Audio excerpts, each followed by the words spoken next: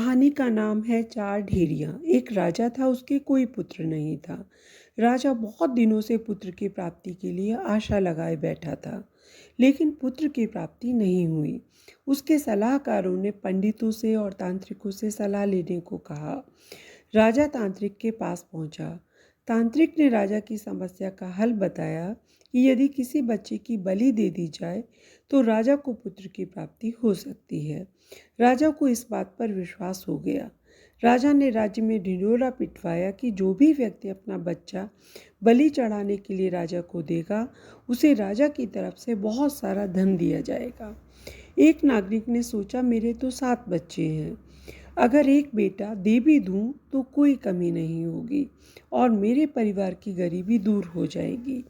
वैसे भी तीसरे नंबर वाला बेटा किसी काम का नहीं है, मैं क्यों ना इसे राजा को दे दूं, क्योंकि ये निकम्मा है, कुछ काम धाम भी नहीं करता और मेरे किसी काम का भी नहीं है, और इसे देने पर राजा प्रसन्न होकर मुझे बहुत सारा धन देगा।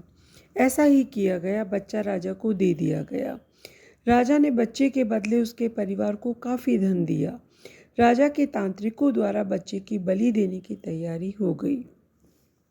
राजा को भी बुलाया गया।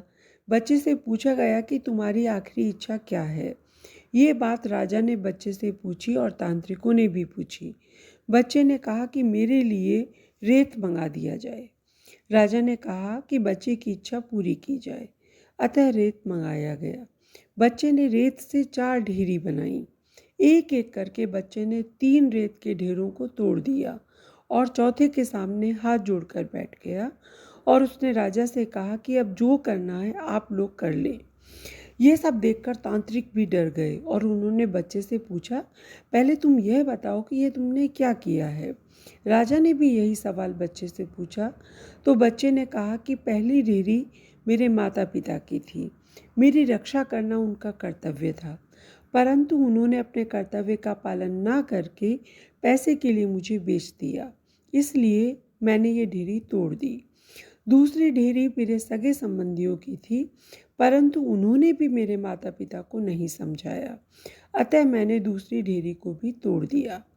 और तीसरी ढेरी है राजन आपकी, क्योंकि राज्य की और प्रजा की रक्षा करना राजा का धर्म होता है, परंतु जब राजा ही मेरी बलि देना चाह रहे हैं तो ये ढेरी भी मैंने तोड़ दी। और चौथी ढेरी है राजन ईश्वर की। अब सिर्फ और सिर्फ अपने महादेव पर ही मुझे भरोसा है, इसलिए यह एक ढेरी मैंने छोड़ दी है।